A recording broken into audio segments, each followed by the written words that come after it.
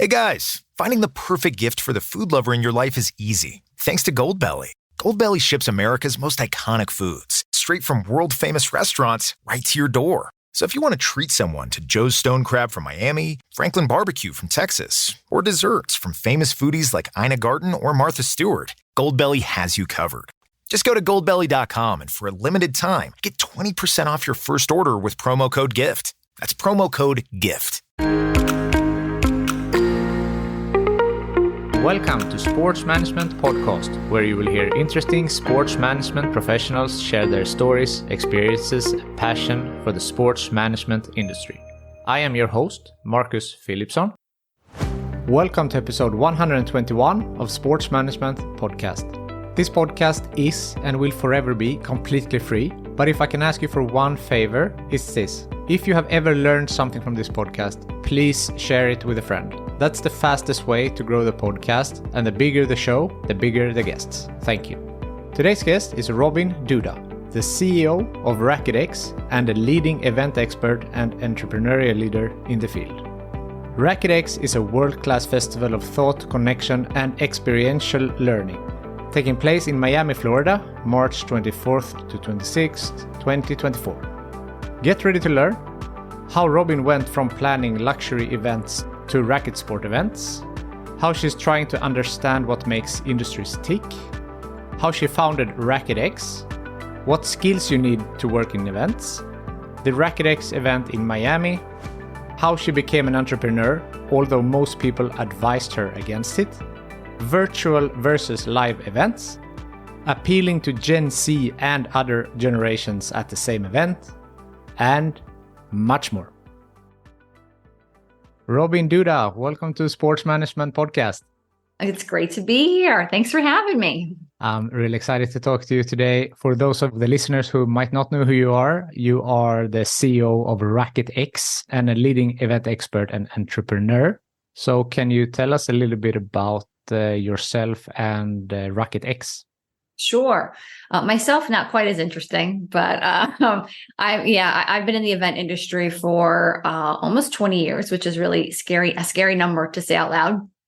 But I've done, I can't close to everything in the event space, but where my heart lies is in strategy, fixing, launching, trying to understand what makes industries tick, really, and then designing a space and an experience around that. So, I spent 10 years in tech. I started in weddings. I've done trade shows, I've done conferences, I've done road shows, you name it, B2B, B2C, and some investors that I know, and my co-founder, Marco Ghiberti, they came to me and they said, do you want to do your thing? But, kind of have a bigger stake in it and launch this new concept of servicing the entire racket sport industry from maker to player, and in the B2C and B2B market. And I said, hell yeah, this sounds like an amazing opportunity to join what I do really well with an industry that I think there's some white space in a place for this, which is great, and be able to have some fun at the same time. That sounds great. So how did you make that decision to go from different types of events, you said luxury weddings, for example, and now jump into the sports industry? Oh, man. Well, the weddings were my first, luxury weddings were my first job out of college. And I can't say that I lasted that long in that space. When I was in college, I went to Muhlenberg College, is a small school in Pennsylvania. And after I quit basketball, they had this event that was called the Henry Awards. And seemed small at the time, but it was life altering for me. The school gave like $15,000 or $20,000 to a committee to put on this like black tie gala for everyone. That was everything from student leader to best faculty to service worker, you name it. You got to create something really, really beautiful to bring community together and start to connect. And I think that's when I realized my love behind what I do is getting to understand humans and people. And then how do you create moments to get them to connect better and then engage?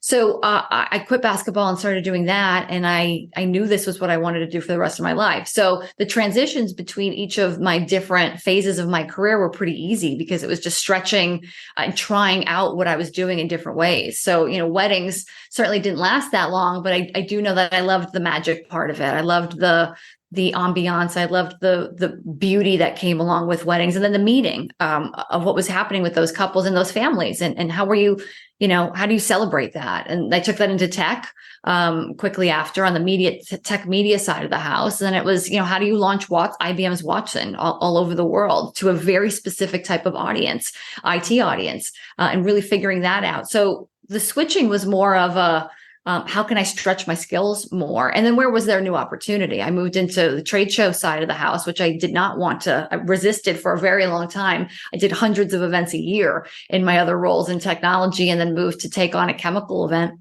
That was one of them a year. And it was all rooted in the same thing. It's, again, like I said, it's understanding people, getting to and to design moments for them that matter. So the transitions were, like I said, were very easy. But the product in the end was always, kind of a new challenge. I feel like you need to be very agile to work with in the event industry. And also, as you said, you have worked in different sectors. So except from that, what qualities do you think that you possess and that you need in order to work in events? Oh, gosh, you have to be flexible, very iterative. You have to kind of be a jack of all trades is what I say. And I teach a little bit. I've taught and I still coach and teach now. And I think what's so awesome about the event space is that you have to know a little bit about everything. You have to know how to budget properly, and you have to know finance, but also modeling, price modeling, trends. You need to know what every audience from Gen Z through, boomers and on, what their needs are and what they're looking for. You have to understand what's marketable, how to market, operations, and everything from, well, you don't need to know the specifics. Hopefully there's a team, but you need to understand design, layout, spatial planning, wayfinding, through, content, what resonates with folks and what do they want to hear? What's in the news? You have to be up to date on as much as you can, which is really, really hard, to stay on top of trends, and then know the industry and get to know, what do they know that they need? And what don't they know that they need yet? And that's where I think the part, the magic kind of lies in, is like servicing what they know they need and what they're looking for. And then what don't they actually even know that they need yet? And if you can provide that, those two things for them, man, it's a pretty great opportunity. So I think you need to be flexible. I think because things change constantly in events, I think you need to know a little bit about a lot of things. And you have to be very calm under pressure. Nothing goes right, although it needs to look that way in front of the house, no matter what side you're looking on, from marketing to behind the scenes to sales. You need to always be in control, or at least look that way. And then I didn't answer about RacquetX, which is, the most important part. RacquetX is, 3-day B2C event. So it's for everyone. March 24th to the 26th in Miami, at the Miami Beach Convention Center. It's during the middle weekend of the Miami Open, who we're collaborating with on a joint ticket sale. So there'll be a RacquetX night to kind of join, all the action that's happening in Miami. And yeah, there's going to be a heavy conference component to this, trying to do both learn from each other and all the different sports and different disciplines within the different sports as a way to unify. And then, of course, and learn from each other. And then we're trying to have as many outside speakers as possible from other sports, other industries, et cetera. Great examples, Fanatics, talking about, the fan of the future and what does that look like that everyone could really appreciate and listen to, and rather, no matter what sport you're in. And then there'll be an experiential, show floor, if you will, where we're going to have courts, tennis courts, pickleball courts, paddle courts, ping pong tables. We're trying to get a squash court in there, and there'll be all kind of things from clinics to, I've never played this before, let me get a paddle in my hand. I've played tennis my whole life, to seeing exhibitions and meeting different folks and trying out new products and learning about some of the latest technologies that are out there. That's so interesting. And to go back to what you said before, that when you arrange an event, that you will want to give them what they expect and also what they don't know that they want. So in the racket sport industry. We talked before we hit record here about like Padel in Sweden is really big. It's coming also to the States, but you have pickleball. So this booming industry, what do you think that they expect from this event? And what do you think that you can add to give it something a little bit extra? I think that the expectation is depending upon who you are. I think it's discovery and inspiration. I want to be inspired and see new things that maybe I've never seen before, whether it's a product, I hear someone speak, I'm able to try something on my own and discover, like I said, discovery. And then inspiration is, wow, it makes me want to play more of that. It makes me want to be better at that. If I'm in business, it's how do I increase my growth, my revenues, et cetera. So I think that's the expected in events like this. And then there's the unexpected, which, of course, that's the magic that we're putting together now is, what are some of what we think are the cutting edge things across the multiple industries in business, not just sports, and not just tennis or paddle or pickleball, that people would be really surprised to hear from. And I think that's where some of the, like I mentioned, the fan of the future. Sure, but I think sports integrity is another area of where it's something that a lot of people think of, but maybe it's not typically on a conference agenda or something around that. But yeah, I think that I think that everyone's expecting to do business, sell things, whether it's large things or small things, and meet new people. But every turn that we can do to make that as interesting as possible is, I think, where the magic happens. That's amazing. And loving the integrity part as well. I'm a media partner of SIGA, Sport Integrity Global Alliance. So I've done some things with them as well. So loving that aspect of it. We might have to tap into you for some advice on that one. For sure. I mean, I didn't know that's a whole part of the industry that, I mean, being transparent and honest, I never really thought about before, and how that affects fandom and viewership and trust and contracts with players and sponsorships and endorsements. And you just consume the sport or play the sport and don't really think about a lot of the mechanics that go behind why I trust the entities that I do to interact with all those sports. Exactly. And you mentioned also business opportunities. The racket sport industry is a $9 billion+ industry. So, I mean, huge opportunities there as well for companies. Yeah. It's from, not just can I sell more stuff? It's investors. There are so many investors right now who are looking to get into the space or are getting into the space that we don't know about yet. When we'd love to be a place where they discover, like I said, innovations, ideas, and concepts, or at least be inspired to put their more dollars into this industry. And I think that's a big part of our purpose. Is there has been explosive growth, and if there is, it's been incredible here in the US and around the world. How do we be the conduit to continue that growth? We've seen so many other industries that kind of rest on their laurels, or they think they're going to keep growing without, just because they have, or they're in a boom. And I think it's our responsibility to help make sure that we can elevate as many stories of success and failure, and connecting as many folks who have ideas to dollars and products to the hands of people who need to consume them. And I think that's where our responsibility lies in our mission. Anything else you can share about the event? Will there be some specific speakers or some different workshops? We released a few already publicly. There will be a handful coming, I would probably say next week. But I can't spoil the news yet. And then a couple of big ones will be announced, some biggies thereafter.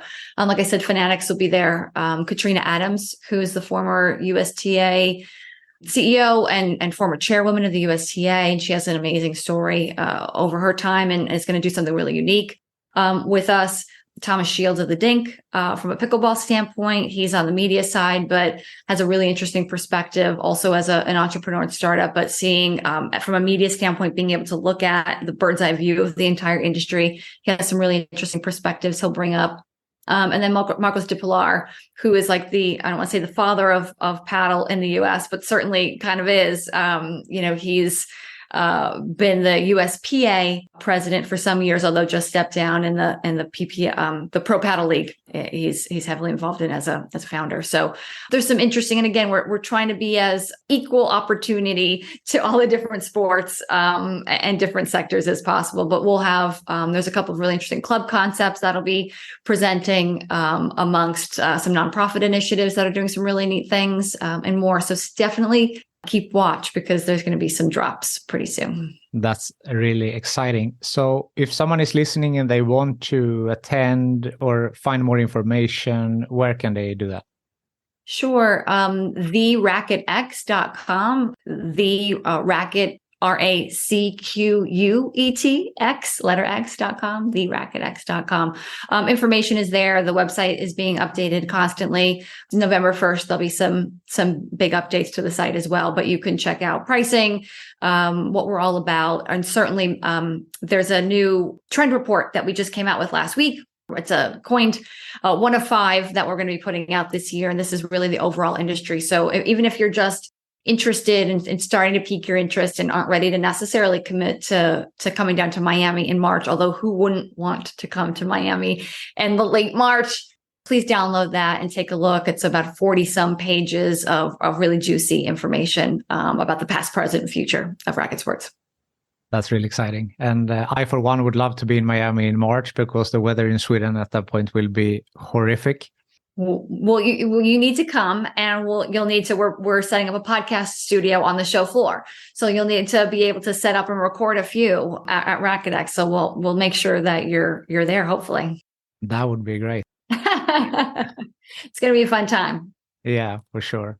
Do you play?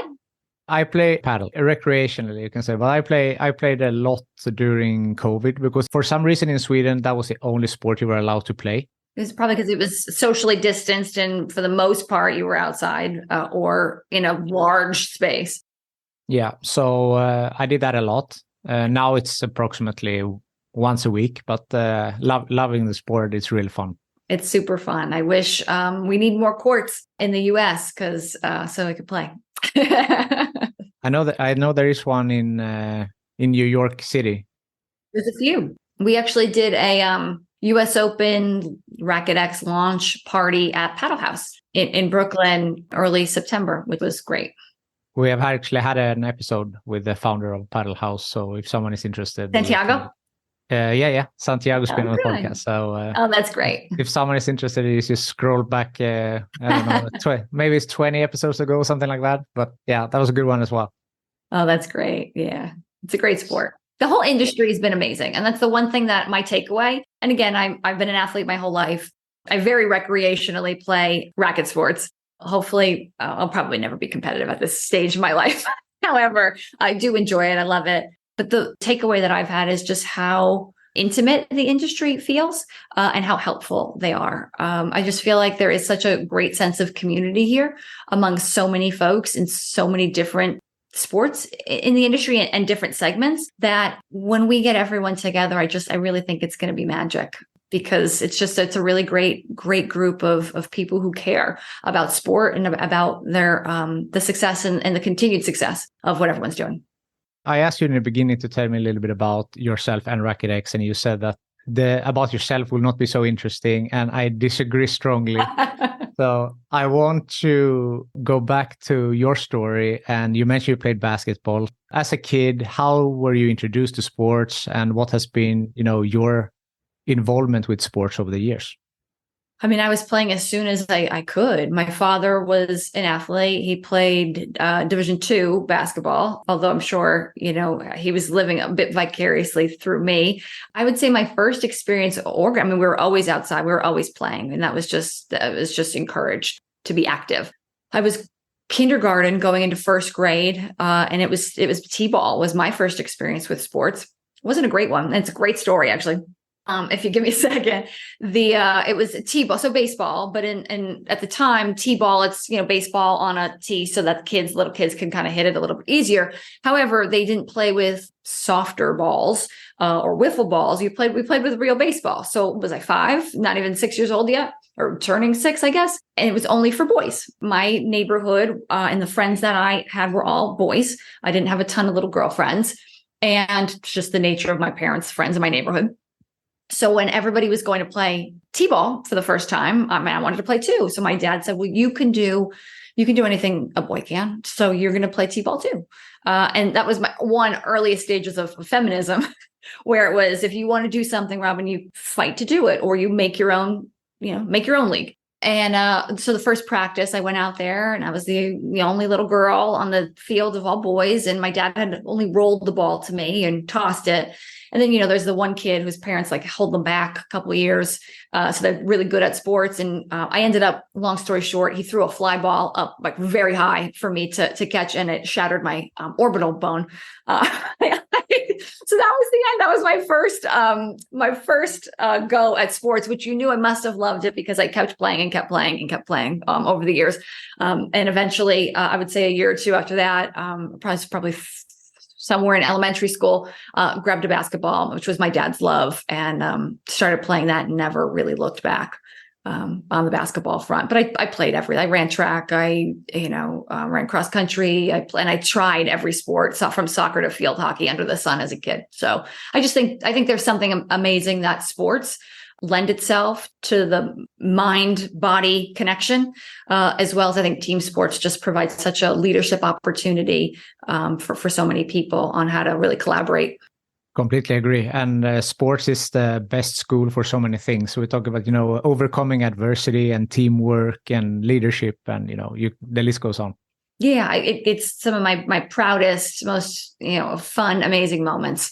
We're all around some type of sport, some of the worst as well, but certainly wouldn't change any of it for the world. So you said your father played Division II basketball, so you beat him there, right? Because you played Division I. No, I played Division III. Well, actually, so I was. The story is that I was being recruited my sophomore year, which is in high school, which is very early to start being recruited by colleges. I was good. And I got hurt. So they were in the stands my sophomore year. I got hurt my junior year, and the Division I's, they say, okay, we could find another above average tall girl. So then they all dropped me, and I ended up going Division III, which actually turned out to be a blessing in disguise, because I was done with basketball. I think that was heartbreaking at such an early age. And I don't think there's enough that's talked about the mental struggle. And I think they're starting to now. But man, I wish I had a therapist back then, because there was just a lot of not feeling good enough that happened around that moment that I didn't really realize was happening. But I was kind of done with basketball. I got to Muhlenberg. I was the first recruit. I went early decision, and I quit very soon after arrival, because I just thought there were so many other things to do in life. And all I did was play basketball in high school. I traveled all over the place, playing with some of the best players that still are just retiring. I should say, we're kind of old. But yeah, so he did beat me technically, although I probably had more recruits and more letters to go places and more Division I visits than he had. Yeah, I see. Yeah, because you broke your rib, right? Junior year. Yeah, I bruised my liver too in that, which is like a really strange. Most people tear their ACL. Everyone's like, oh, knee injury, which that came later on as I was as a runner. But my I broke ribs and bruised a liver, and that was the end of that season. And that was kind of the end. I think I kind of lost my love then, but that was the pathway to college for me. One door closes, another one opens, as they say. And it all happens for a reason, and is a blessing in disguise, even though you don't realize it at the moment. I read that you have described yourself as an overachiever. Is that something that has been your whole life, or is that something that has developed later on? I mean, I don't know. Overachieving is a strange word, and then maybe I've used that. Maybe I have. I think that's I've been called that.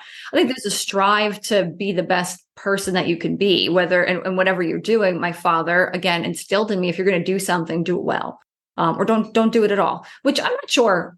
I think that you should. If you have a talent, you have a skill. I think that you should try your hardest at everything. And I think that's equated with overachieving if you're good at it. But it shouldn't come as a detriment at life and missing out on things. But yeah, I mean, I like to pour. I think if I'm And as a mantra from my father, if I'm going to do something, I do it 110%. And you're going to get that out of me. You're certainly not going to get any shortage of trying out of me. And I think if that means that's overachieving, if once in a while you get successful or you hit the jackpot a couple of times, then sure. I understand. So yeah, you said, the injury, and that was your route to college. You studied business and political science. No idea why I studied political science. I thought, no idea why. I used none of that other than in political fodder in conversation. Sorry, I didn't mean to cut you off. No. But the business part you have used quite a lot. For sure. After I did quit basketball, I think the most that I got out of college was, I was involved in every single activity possible. And that was it was, leadership positions, it was critical thinking, it was student body president, where we're representing the entire student body on issues to the administration. And I think I learned the most doing all of the different activities that I did. And certainly business, of course, too. I always knew that would come in handy. I'm now a fourth generation entrepreneur, but my whole father's side of the family were entrepreneurs. So I knew that would come in handy someday. How did you decide to start your own business? Because I read again that you had a job, you resigned and decided to start your own company, and your boss was not very excited about it. No, I think a lot of people weren't super excited about it. It was time. I was in a corporate environment. I'm very entrepreneurial, and I like to think I'm business creative and creative around problem solving and fixing situations. And it was at a big publicly traded company, and I did really well there, and they treated me very, very well. I think it was just time that I spread my wings further. I didn't feel like I was able to control the result of a lot of what I was doing in that setting. I think I was able to influence and impact a lot of people in a lot of industries, but in terms of designing something really that felt like it was wholeheartedly me, it wasn't possible in that place. Especially these are $13, $15 million events that occur a couple of days a year. There's an infrastructure, and I'm fixing. And that's great, but there's only so much that you're ever allowed to fix. Nobody lets you just start from scratch because you think that this could be better. I also thought that at the time I could make a bigger impact with more companies, and I could start to do more pro bono work, and I can stretch my wings beyond these different spaces I was in. And it did. I was able to, I've worked on the most random projects that you could think of. And nothing that I have done is really black or white, which is what I love. I think I was craving that change to be able to have a full autonomy, but also just work with tons of different brands to see what their challenges and problems were, to come up with some overarching solutions that I think are critical in success of events. So this company was Robyn Duda Creative, RDC, an event management firm that executes your strategies.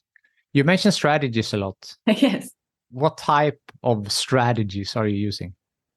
Yeah, again, this is where the for lack of a better word, and maybe it's been a buzzword for a long time. So, I go in and it was problem solving. It was, we're losing money, we're not growing, we don't have a system for this. How do we create, how do we get to know our customers better? What are we missing? And I'd be able to go in and look at P&L modeling and the budgets, meet with the teams, meet with folks from the industry, and be able to kind of pinpoint where your vulnerabilities were as an event. What's controllable and what's uncontrollable? What can we fix here through process, through systems, through design and ingenuity? And what can't we control? And then how do you mitigate that? So that's what I would do. I'd go in and basically come up with the blueprint to either launch a new event, fix something, or a particular problem. A lot of, things were, for much bigger companies where I was a part of a bigger team, kind of poking holes in things. And then, I have a really amazing team, and still have an amazing team of folks who can execute on those. So if a client were to want to, okay, can you just do it for us? We have a team who can execute on all of the things that we actually said, rather than just being fiction. The last couple of years with the pandemic and everything has really changed the event space quite a lot. So Now virtual events, of course, have become more popular. So now when we are past the pandemic, how much is virtual? How much is in person? Is there a mix? What is the strategies there? I think every event in every industry, what the objective is, I think is what dictates what a brand should do, whether it's virtual or live. I personally, I don't think you're ever going to replace a handshake. I think that there's a place for virtual when it makes sense, or online content, of course. I think there's something really awesome about live streaming things, about being in real time to create virality and shareability, but also to give people a sneak peek. But then it drives you to hopefully want to come to this in the future. So I think the mix is different across the event landscape, depending upon what you're trying to achieve. I think that there's a place for both, for sure. I think that we got really tired of virtual, just sitting on Zooms all day long or virtual events. So again, I think that reminded people of the need to connect much more than ever before. But I do think that people's time is more valuable and how they measure that post-COVID. And I think that if you have to position yourself, people used to go to, I can't remember, I did some research a couple of years ago in the beginning of COVID. They went to like 6 or 7 or 8 events a year, and they're only going to 2 or 3 they have to pick from. So now you have to make sure that you're positioning yourself to be as unique and relevant as possible to get folks to want to travel, to sign up, to do all the things. And it's a little bit harder to do that now. I understand. And a very interesting fact also that you said that they used to go to 8 and now it's 2, 3. The sustainability aspect, I would assume, also might weigh in there. That the virtual one is, of course, more sustainable. Doesn't mean that a live event cannot be sustainable. Correct. Yeah, I mean, I think there's a bit of that too, for sure. And then on-site sustainability, I think everyone in the event space has a responsibility to do their best to minimize waste, impact, but all aspects of sustainability. I think we have a huge responsibility to make sure that we are creating as inclusive environments as possible, and that we are connecting with the communities that we enter. And I think there's a lot of events that do this really well, but I still think we have a long way to go as an industry. And we're going to try our hardest. I'm not claiming to be perfect at this, but we're very conscious and cognizant as we're building RacquetX to live by these practices and to really push and to make sure that we're representing what our belief system, but also what we know the industry wants as well. It's an outdoor, most of what is done is, we're athletes, it's, fans of sports. And I think it's a cause we can all get behind as making sure that we're being as responsible as we can. Data is key to future strategy, I think you said sometimes. So how much are you leveraging? Where you pulled some of this stuff is from the depths, the archives, but it's great. Thanks for reminding me. I go deep in the research. So so how are you working with data and, leveraging information from before to improve future events, for example? Yeah, I mean, for me, I look at it from a design stand. How do we improve? How do we design?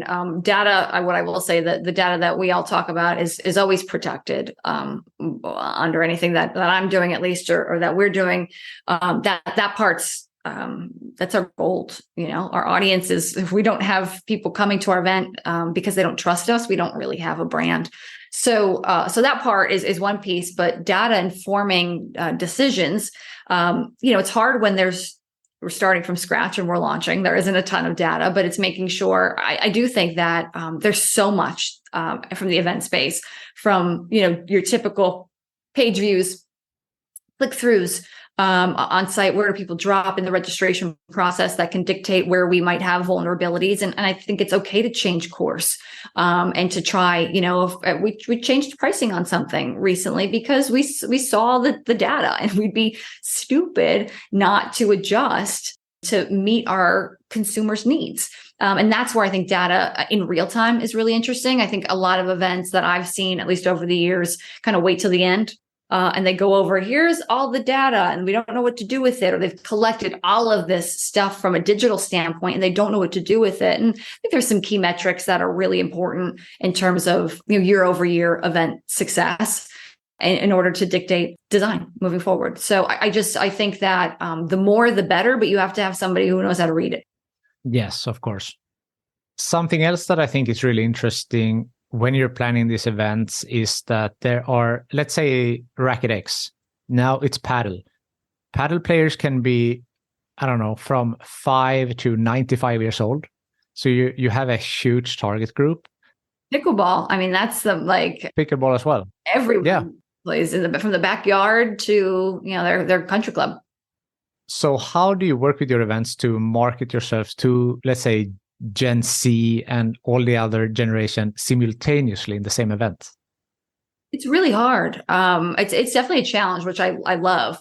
I think, when we were coming up with our branding, I was plus it's B2B and B2C. So it isn't just, business conferences tend to have a certain look and feel to them. Consumer events tend to have festivals look a little different. We're trying to combine all of these concepts. So I wanted to go with something that kind of was cross-generational, simple, and to the point, but vague enough that attracts everyone. It's really hard. But we do, we can't do age-based marketing. That's really hard. But we certainly can. But we do a lot of persona work. Who are our target audiences? What are their needs? What are they looking for? And then how do we cater messaging to them? And we're going to, over the course of the next 5 months, be as specific as possible so that you, depending upon who we're messaging or who we're trying to attract, understands why you should be at this event. Not just come because it's something for everyone. While it is, there has to be something personalized that makes me want me to drive to come to that. So it's hard, but it's a lot of research and kind of planning ahead to make sure that the content we're producing maps to all our different personas, that our marketing message speaks to that, and we make sure that you don't have to try and figure it out yourself. What can we serve you up that we know you're looking for? And then be open to feedback on what else are you, audience, looking to see, and what are you looking to achieve, and what are your goals, both personally and business, and making sure that that's included so that they understand, that persona or that individual person understands the value that we're trying to put forth. Do you also take in consideration gender when you do the marketing, or that to apply to different genders, or is that not as strong as different generations? No, I wouldn't say we look at gender at all. We're trying to be as inclusive as possible when it comes to that part of the messaging. It's more about needs as an individual. And making sure that we're playing up to, what I always think we want to solve a problem, right? I think the best things that we do or best companies that come up with things, it's not just, this is a great idea, let me push this forward. It's what's a problem that, or a blank space that you're trying to put something into. So I think making sure that we understand that, what are the challenges of the industry, and then addressing a bit of that. With 20 years, you said, working in events, what would be your best advice for someone who wants to work in event management? Oh, man, I just start. I mean, find something that you can get your teeth in, whether it's a nonprofit in your local area. I mean, I'm a great example. I mean, I just dug in and started doing stuff at my school. And then that's your resume builder. I think the great part about events, like I mentioned, is you do need to be a jack of all trades. So anyone in one of those particular areas can kind of get in and find a place. But, get involved and a lot of times it's kind of volunteering first to get the event stuff on your resume. I mean, there's definitely degrees in this. There was methodologies that you could do. You can use a lot of things, but, I would say just, get involved in something that you're really passionate about from a grassroots standpoint, and then, start to build your resume from there. So get involved early and study political science. I don't know if you need political science. Hey, I planned the best birthday parties as a kid and still in my 20s. So, I mean, that was I knew that was something that I loved, and you go after it. I begged someone to hire me in New York. I knocked on every door I possibly could because I knew this was my superpower, is connecting people, and I do that through events. And I wasn't going to let up until someone let me in. And then, of course, that ended up being weddings, and it wasn't the right in, but it got me to New York, where I thought at the time in, early 2000s where I needed to be. And it got me in the space. And it reaffirmed for me that I loved it. And that I wanted to just pursue different angles. There's so many different jobs where events are involved in. So be open, I think, to possibility that maybe the whole job might not be events, or it might be something that's corporate or an industry you're not interested in. But if it's something you really want to do, just go after it, apply and just keep at it. I mean, I sent resumes to hundreds of places before I got a call. So. Yeah, that's good to know as well, that rejection is common, and it's just keep going. The consistency to continue to send these CVs and not stop at the first sign of rejection. It's an amazing career. I mean, it's for me, my journey, my career has been incredible. I could have never thought that planning events would take me all over to every corner of the world, meeting people that I'm still friends with everywhere globally, and that I would have been able to impact so many different businesses and industries. It's just been awesome. And I don't think the ride's ever going to stop for me. I hope it continues for a very long time. Me too. Unless I get too tired. Events can be very grueling, especially launching an event like RacquetX. It's amazing, but it is all you think about, which is, I mean, it's great, but I definitely need to sleep on March 27th. I'm sure. So the final question that I always ask is, who from your network do you think would be a good guest on this podcast? If he had time, I think he's a really interesting guy. David Michael. He is the CTO of the LA Olympics. So he's the chief technology officer of the Los Angeles Olympics in 2028. He's had a really interesting career. He started in events where I was as the CTO, but he moved to the XFL as the CTO, and he has like the tech side of sports now, which I think is a really fascinating place to be, especially at that level from the Olympic standpoint. I think, I've admired the folks, they're called the Overtime League. If you haven't heard of them, they're based here actually in Atlanta. That's who I'd want to listen to. I don't know them personally, but I think what they've done in kind of building immersive platforms for new players based around technology is very, very cool. Yeah, that sounds really interesting. I will definitely look into that. Robyn, thank you so much for taking the time to be on Sports Management Podcast. Oh, thank you so much. It's been great to be here. Thank you for listening to the Sports Management Podcast. Please hit the subscribe button so you don't miss out on any upcoming episodes. Also, feel free to leave a comment about what you thought about this episode. If you want to get in contact with me, send an email to sportsmpodcast@gmail.com or hit me up on Facebook, Twitter, or Instagram @sportsmpodcast.